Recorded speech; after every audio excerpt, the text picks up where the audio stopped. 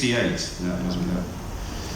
In the songwriting process, particularly for you, Justin and John, I remember interviewing Robert Lamb from Chicago one time, and I said, you know, after all these years and stuff, you know, you have that signature sound of the horn section, the 3 horn players.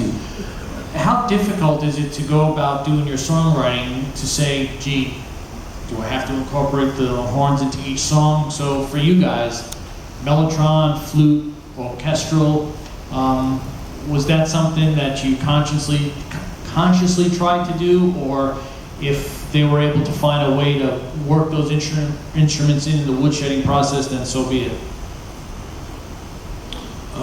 For me, as well said earlier, you know, if you have complete faith and trust and love with the people you're working with, you don't have to go that way, because you write the song and you know they're going to do exactly the right thing for that song.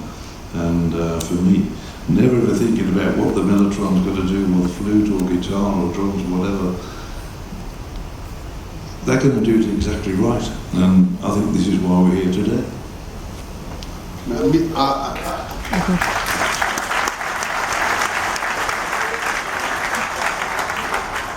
Music's funny stuff. You know, I know this question wasn't pointing to me, but it's funny stuff. If it doesn't come from the heart, it doesn't work. I mean, they've tried to get computers to write music. I mean, you could tell. It doesn't work. So you cannot write music to make, to fit things. You've got to write the music and let the things fit it.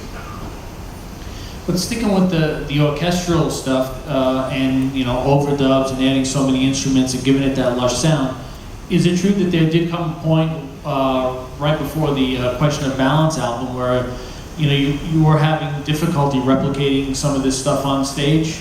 Yes, absolutely. It came with that album. Yes, it was the one album I think that we gave.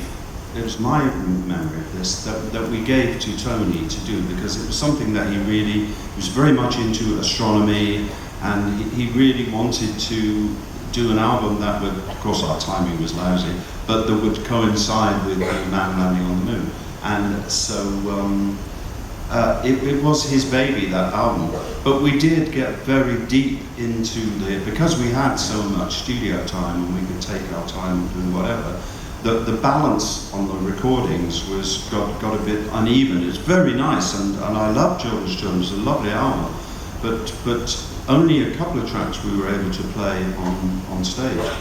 And so after that, I think Question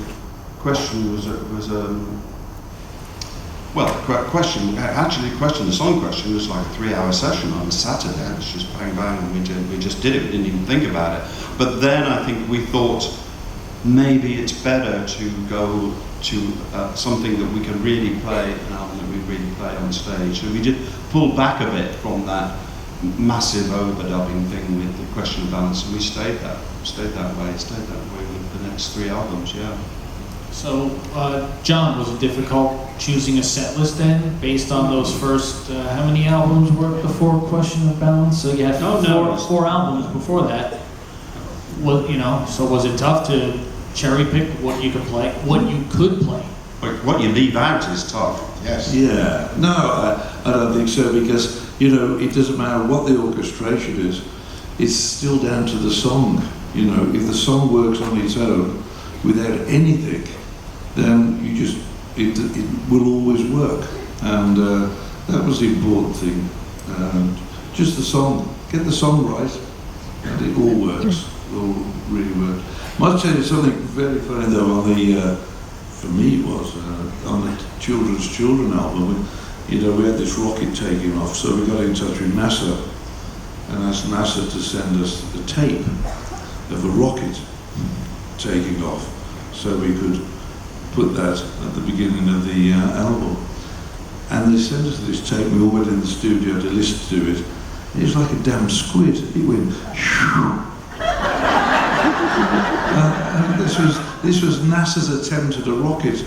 So we ended up dropping a piano off the roof and recording that, and recording a lot of other basic boom sounds. And if you listen to Children's Children, there is a fantastic rocket taken off. And we sent it to NASA and said, use this in future.